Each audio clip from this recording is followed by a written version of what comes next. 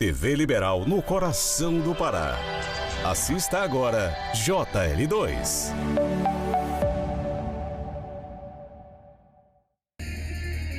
Olá, boa noite, bem-vinda ao JL2, obrigada pela companhia. Veja agora os principais destaques desta quarta-feira, 18 de março. A Vigilância Sanitária interdita uma clínica odontológica em Belém depois de constatar falta de estrutura e de higiene para atender os pacientes. Uma mulher é presa suspeita de receber dinheiro para espionar e repassar informações antecipadas de fiscalizações ambientais para madeireiros ilegais no sudoeste do Pará. A Defesa Civil divulga um alerta de maré alta para os próximos dias e preocupa quem vive próximo a canais da capital. E no futebol, a classificação heróica do Paysandu para a quinta fase da Copa do Brasil.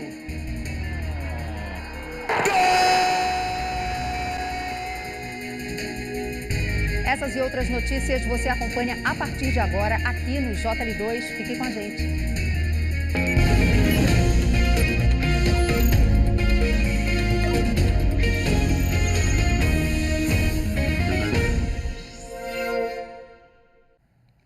No sudoeste do Pará, uma mulher foi presa pela Polícia Federal por monitorar agentes de fiscalização ambiental que faziam a travessia de balsa no Rio Xingu.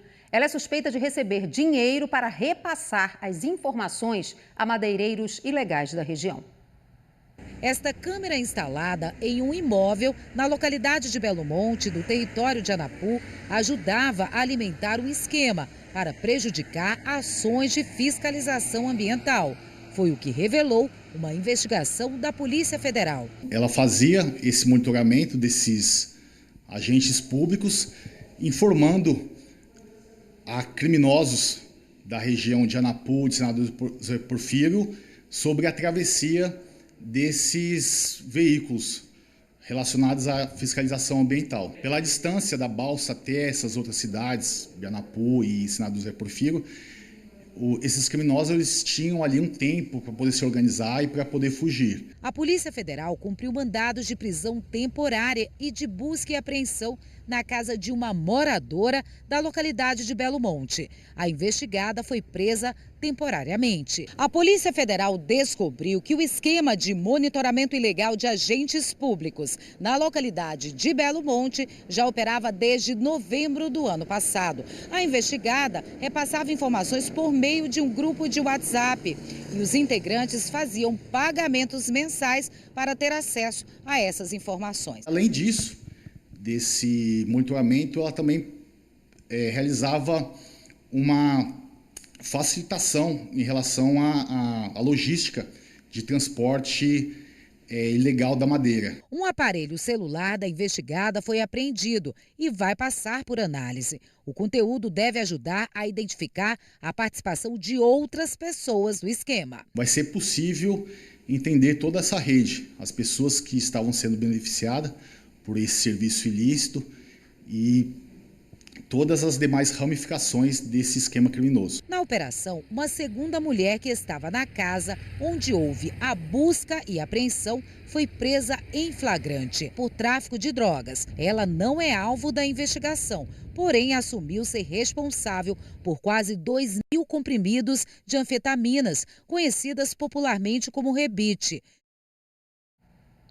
As duas mulheres foram levadas à delegacia da Polícia Federal de Altamira, onde prestaram depoimento. Segundo a PF, a investigada que monitorava as equipes vai responder por obstrução de fiscalização ambiental, facilitação de transporte de madeira ilegal e por associação criminosa. Garimpeiros e madeireiros foram alvo de uma grande operação de combate à extração ilegal de ouro e madeira na região de Carajás, sudeste paraense. A ação durou 7 dias e revelou um cenário de destruição dentro de áreas protegidas. A força-tarefa foi integrada por órgãos ambientais e de segurança pública. Imagens aéreas mostram o avanço do comboio das forças de segurança por dentro da floresta. Acessos abertos ilegalmente cortam a vegetação e levam até áreas de garimpo. Do alto é possível ver a dimensão do impacto. Grandes crateras, lama e água contaminada tomam conta do que antes era floresta. A Operação Marco Zero, coordenada pelo ICMBio, contou com o apoio do IBAMA, Polícia Federal, Força Nacional, Polícia Militar e Guarda Florestal. As ações aconteceram dentro do Mosaico de Carajás, um território de cerca de 800 mil hectares de área protegida que abrange municípios como Marabá, Parauapebas, Canaã dos Carajás e São Félix do Xingu. Ações integradas de inteligência de órgãos judiciais e ambientais apontam para o avanço de grupos infratores estruturados em cadeias organizadas de extração mineral e desmatamento com alto impacto ecológico. O garimpo ilegal ele é extremamente danoso porque ele gera um impacto local muito intenso, mas ele contamina os recursos hídricos, afetando toda a bacia hidrográfica, inclusive mananciais que servem para o abastecimento humano, gerando aí realmente um grande prejuízo para a sociedade. Ao longo dos 7 dias de operação, as equipes identificaram estruturas completas de garimpo ilegal, com acampamentos, máquinas pesadas e até tecnologia via satélite. Foram destruídas 15 escavadeiras hidráulicas, além de motores, geradores, transformadores e mais de 12 mil litros de combustível. As imagens impressionam. Máquinas sendo destruídas em meio à floresta em uma tentativa de impedir a continuidade dos crimes ambientais. O prejuízo causado aos garimpeiros passa de 8 milhões de reais. Além do garimpo, a extração ilegal de madeira também foi combatida. Mais de 100 metros cúbicos de castanheira, espécie protegida, foram apreendidos durante a operação. A Operação Marco Zero é mais uma tentativa de frear o avanço do crime ambiental na região de Carajás, que há décadas sofre com a pressão do garimpo ilegal e do desmatamento. Segundo os órgãos responsáveis, já existe uma estrutura organizada por trás dessas atividades, o que torna o combate ainda mais desafiador. Ao todo foram destruídos 37 acampamentos e diversas estruturas de apoio utilizadas pelos garimpeiros. Mesmo com toda a logística ilegal montada, ninguém foi preso, mas 14 pessoas foram abordadas durante as ações. As investigações continuam e novas operações devem ser realizadas nos próximos meses. É necessário que essas ações continuem de forma integrada, envolvendo os outros órgãos, especialmente a Polícia Federal, para que a gente possa avançar nesse processo de desmobilizar tanto a infraestrutura logística como a infraestrutura financeira que dá suporte a essas atividades. Foi sepultado hoje em Marabá o corpo do professor assassinado na última segunda-feira a golpes de faca dentro da casa dele. O principal suspeito do crime se envolveu em um atropelamento e morreu ontem no hospital regional da cidade. Com ele, a polícia encontrou o celular do educador. No velório do professor, muita emoção e tristeza. A quarta-feira foi de homenagens ao professor Paulo da Silva. Amigos e parentes se despediram do educador. Ele foi vítima de uma violência brutal dentro da própria casa. A mãe da vítima veio do Espírito Santo para se despedir do filho. Menino de ouro, um menino muito bom, nunca me deu problema. Todo mundo sempre gostou muito dele. Todo mundo amava meu filho. Ele não merecia essa morte. Meu tio era o cara que ajudava todo mundo, sabe? Tipo, se esforçava para ver a pessoa bem, ajudava, não importava quem. Dava a vida para dar conselhos pra gente estudar. Emerson Gonçalves Rodrigues é o suspeito do crime. Ele morreu no Hospital Regional de Marabá após complicações causadas por um atropelamento. Com ele, a polícia recuperou o celular do professor. O condutor do carro que atropelou o suspeito da morte do professor ainda não foi identificado pela polícia. Os investigadores tentam entender a motivação do assassinato do educador e também as circunstâncias do atropelamento. O celular da vítima vai passar por uma análise técnica. As imagens de câmeras de segurança revelam a frieza do assassino. Por volta das 8 da noite da última segunda-feira, Emerson chega à casa do professor. Ele pilota uma motocicleta e abre o portão eletrônico com facilidade. O homem entra na residência e pouco tempo depois, o professor é atacado a golpes de faca dentro da própria casa. Meu irmão não vai voltar. Foi 9 facadas. Meu irmão não merecia morrer assim. Não fez mal para ninguém. Segundo a polícia, as investigações continuam para saber a motivação do assassinato do professor e também as circunstâncias do atropelamento que levou à morte do principal suspeito do crime. Os veículos envolvidos nesse acidente já foram apreendidos. A polícia prendeu um homem suspeito de tentar estuprar uma mulher dentro da casa dela em Eldorado do Carajás, sudeste do estado. A vítima conseguiu escapar e pedir ajuda. Vitor Raniel Oliveira Nogueira foi preso na noite desta terça-feira no quilômetro 100, bairro Setor 5, em Eldorado do Carajás. Segundo a polícia militar, ele é suspeito de invadir a casa de uma mulher e tentar estuprá-la. A vítima informou que estava em casa quando o suspeito invadiu a residência, a empurrou para o quarto e tentou tirar suas roupas com agressividade. Ela conseguiu se desvencilhar e pedir ajuda aos vizinhos, que prestaram socorro. O suspeito fugiu em seguida. Com base nas características informadas, os policiais localizaram o homem no mesmo bairro.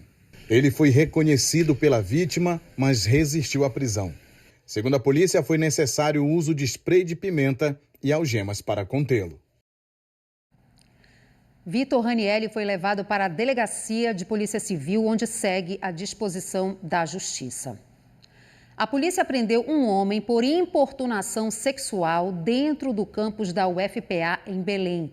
A vítima foi uma universitária de 25 anos. Ela estava dentro do ônibus que circula nas dependências da universidade quando houve a importunação. A estudante relatou que o suspeito se aproximou por trás e passou a encostar o corpo nela de maneira intencional. A vítima acionou a segurança da UFPA. Policiais localizaram e prenderam esse cidadão. A justiça arbitrou 3 salários mínimos como fiança. Até a tarde de hoje, o suspeito não tinha feito o pagamento e continua preso. A gente lembra que importunação sexual é crime desde 2018 e a pena vai de 1 a 5 anos de prisão. A estação BRT Marambaia, na Avenida Augusto Montenegro, aqui em Belém, está sem funcionamento há mais de 2 meses. Segundo os usuários do serviço, o problema começou depois do furto de cabos de energia elétrica e até agora nada foi resolvido. O ônibus passa, mas não para. A cena se repete todos os dias na estação Marambaia do BRT em Belém.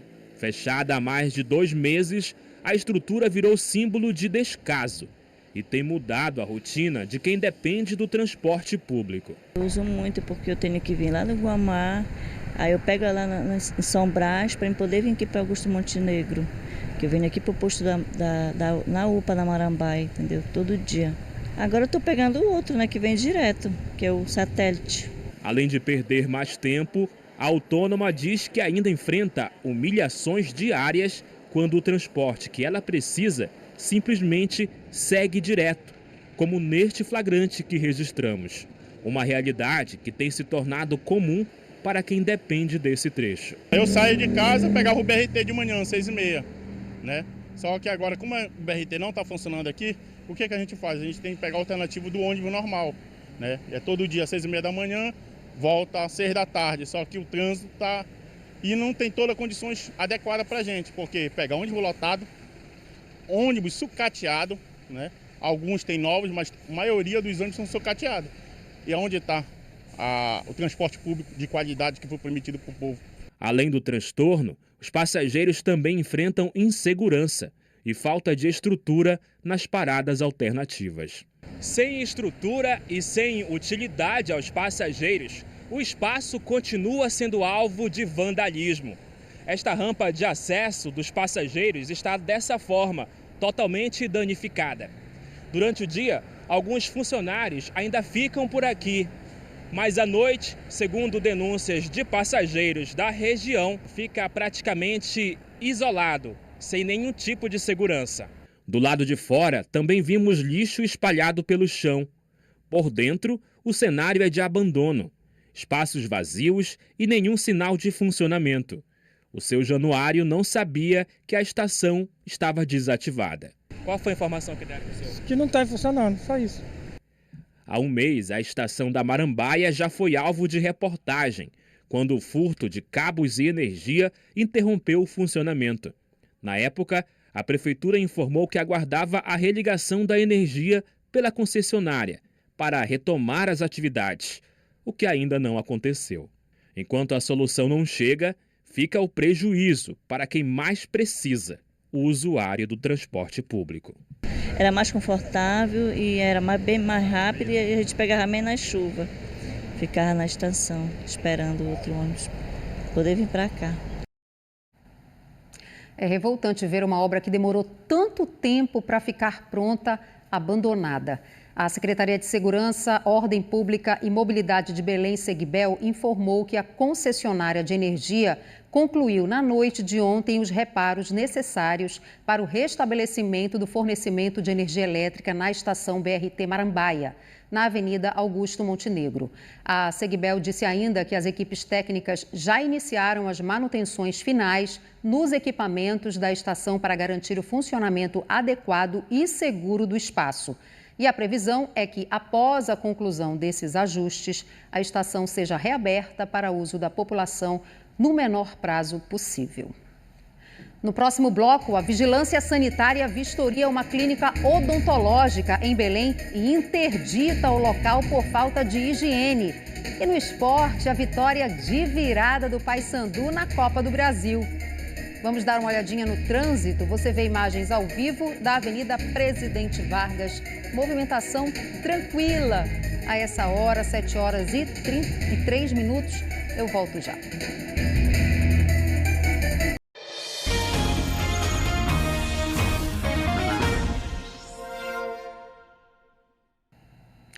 A Vigilância Sanitária interditou uma clínica odontológica em Belém. A repórter Poliane Guimarães nos traz as informações ao vivo. Olá, Poliane, boa noite.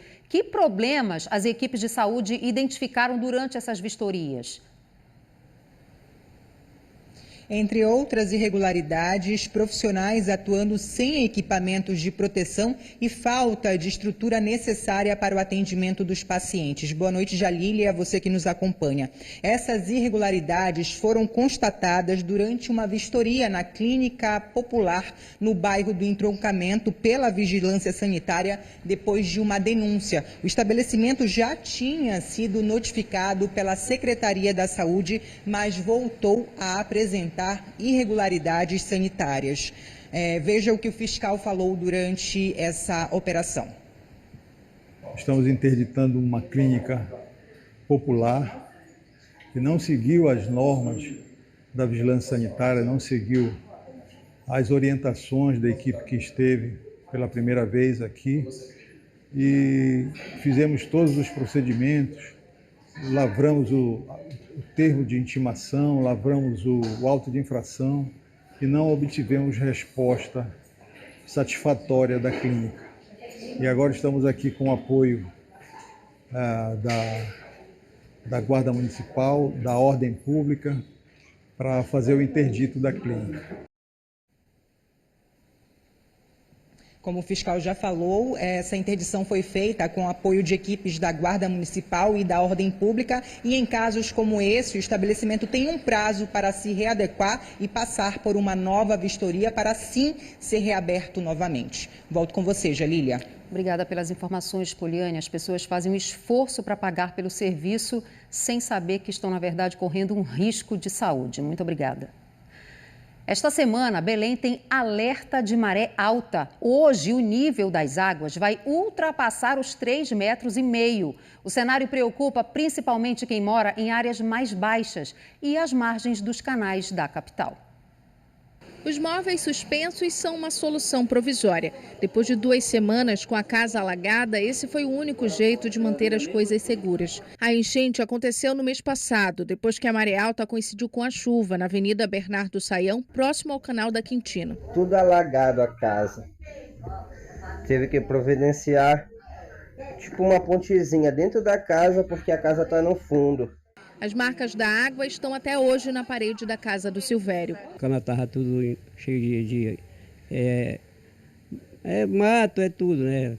Tudo que pega vão jogando e foi aterrando até que não tem mais como escoar a água e veio a chuva, veio a maré grande, aí alagou e não escoou mais a maré. O acúmulo de mato e lixo é comum nos canais espalhados por Belém. Isso dificulta o escoamento da água e aumenta o risco de transbordamento quando chuva e maré alta se encontram. A maré vai atingir um nível máximo na noite desta quarta-feira. O alerta foi feito pelas redes sociais da Defesa Civil Municipal. No dia 18, poderá chegar até 3,57 metros e no dia 20 será a maior do mês, poderá chegar a 3,60 metros. Como Belém é cercada por rios e sofre a influência direta das marés, a Prefeitura de Belém, por meio da Defesa Civil, orienta que a população fique atenta aos horários de maré altas e evite as áreas de riscos de alagamentos. A Prefeitura diz que intensificou o serviço de limpeza e desobstrução de canais, bocas de lobo e galerias em vários bairros da capital. A operação já passou por 40 canais da cidade. Cerca de 100 toneladas de resíduos foram recolhidos. Temos mais de 100 homens dentro dos canais, 14 hidrojatos, 20 turmas de limpeza manuais e mais de 30 caçambas retirando esses resíduos de dentro desses canais. Em Coaraci, no canal da Taboquinha, o trabalho de desobstrução começou em dezembro do ano passado. A limpeza é para evitar os alagamentos na área. Estamos vindo da 7ª rua, tirando, cortando mato, retirando. A caçamba vem e faz 2 viagens por dia. E estamos deixando assim, limpinho, para a água poder escorrer.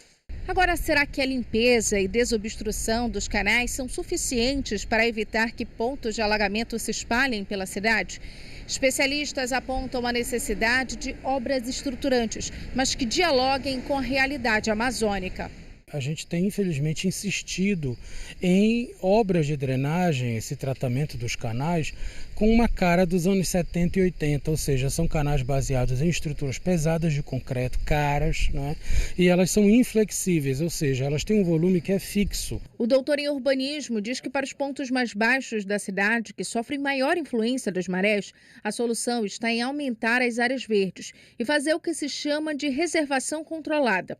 Você precisa criar espaços públicos que têm, digamos, lagos artificiais, só que com vegetação que parecem naturais, para eles poderem armazenar aquele excesso de água durante a chuva, enquanto a maré ainda está cheia, e depois que a maré baixar e a chuva passar, você abre a comporta e libera. Ou seja, você não vai acabar com o alagamento, você vai manejar o alagamento. Em vez de alagar na casa das pessoas, vai alagar num tanque que tem peixe, que tem patinho, que tem planta ao redor, e se alagar ali fica só mais bonito. Enquanto as soluções parecem distantes, a preocupação segue para quem vive em áreas de risco. Se na hora da maré alta cair essa chuvada que está caindo, aí vai piorar. Se der coincidência de vir os dois só de uma vez, vai complicar, vai alagar tudo. Agora o esporte. Amanhã o Remo tem um desafio e tanto no Brasileirão. Vai enfrentar o Flamengo no Maracanã. O João Vanderlei acompanha as notícias do Leão e traz pra gente. Olá, amigos do JL2, uma boa noite. O Clube do Remo já está no Rio de Janeiro, onde amanhã enfrenta o Flamengo pela 7ª rodada do Campeonato Brasileiro. Os azulinos treinaram hoje cedo ainda em Curitiba e durante a tarde foram para o aeroporto. Para a partida, os azulinos terão 2 desfalques. Na lateral direita, João Lucas rompeu o ligamento cruzado anterior do joelho e está fora da temporada. Já na esquerda, Sávio sentiu uma lesão na coxa e está fora da partida de amanhã. Nesse caso, o departamento médico não estipulou o tempo de recuperação do atleta. No entanto, o Remo poderá ter os 2 atacantes que foram anunciados de ontem para hoje, caso sejam regularizados a tempo. Gabriel Poveda, contratado junto ao Primavera, destaque do Campeonato Paulista, com 5 gols em 9 partidas, e Gabriel Talhari, destaque do Juventude. Inclusive, ele fez gol contra a Tuna Luso Brasileira pela Copa do Brasil na última semana, foi contratado pelo valor de R$4 milhões. Os 2 jogadores, inclusive, já estão com a delegação desde Curitiba. Clube do Remo e Flamengo voltam a se enfrentar no Maracanã depois de muito tempo. A última vez foi em 2003, em um jogo válido pela Copa do Brasil e terminou com goleada rubro-negra. As 2 equipes se reencontram amanhã, desta vez pelo Campeonato Brasileiro, às 8 horas da noite. Um grande abraço, João Vanderlei para o JL2. E quem cumpriu com louvor o desafio de ontem foi o Paysandu. Num jogo emocionante, o Papão venceu a Portuguesa de virada e está classificado para a 5ª fase da Copa do Brasil. Logo aos 22 minutos, Igor Torres deixou Gabriel Mesquita estático. 1-0 Portuguesa. Nesse lance, Marcinho tentou um passe de bicicleta, completamente desequilibrado. O Paysandu tentava se proteger. Gabriel Mesquita era a última barreira. Após o escanteio, ele até fez mais uma grande defesa, mas no rebote, René aumentou a vantagem. A gente começou o jogo bem, né? Fazendo o nosso jogo. Felizmente tomando 2 gols pontuais ali, mas continuamos jogando. Viu o que o professor vai falar no vestiário, para voltar com a cabeça boa, para buscar o primeiro gol, para daí buscar o empate, para tentar buscar a virada para sair com a classificação aqui. No segundo tempo, Marcinho deixou o Ítalo na cara do gol.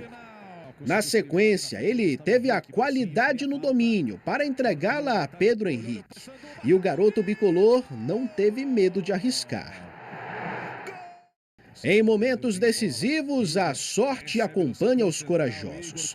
E ela sorriu para o Paysandu, primeiro nessa bola que bateu na trave. 2 minutos depois, Eduardo Biazos, o capitão da Lusa, atropelou o Castro e foi expulso. Mesmo com superioridade numérica, por mais de 20 minutos havia dificuldade. Parecia que a vaga ia escapar das mãos. Mas para o Paysandu não faltou coragem. Nos acréscimos, Marcinho chutou e forçou o escanteio. E quando ela foi para a área, eis o que aconteceu. Nos minutos finais, a espera pelos pênaltis agoniava a torcida.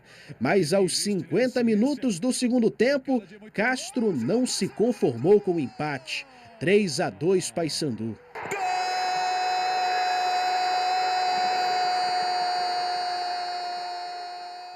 Camisa grande, camisa pesada, tá acostumado a passar por isso, aí atrás do placar. Fomos pro vestiário ali, ouvimos o que o professor tinha para falar, soubemos respeitar ele e fizemos um gol de cada vez. Graças a Deus ali eu fui feliz ali, consegui fazer o gol da vitória da classificação e fico mais feliz também pelo segundo tempo, que eu prometi para os meus companheiros de equipe que a gente não ia tomar gol, não tomamos gol e fui feliz de conseguir o gol da classificação. Os atletas, cara, formidáveis, né? De ter essa calma, de ter essa sabedoria, essa consciência, da gente conseguir ainda ir construindo as nossas oportunidades. E aí sim vem a efetividade, né? Que faltou no primeiro tempo, mas no segundo tempo nós fomos efetivos e conseguimos fazer com que saíssemos daqui com a vitória e o nosso torcedor muito feliz. O autor do gol da vitória bicolor celebrou com a frase que já virou uma espécie de bordão dos vencedores na competição. Faz o Pix, CBF, a gente merece. Pancada de muito longe do Paysandu, entrou! O JL2 vai ficando por aqui. Uma ótima noite para você. A gente volta a se encontrar amanhã. Até lá.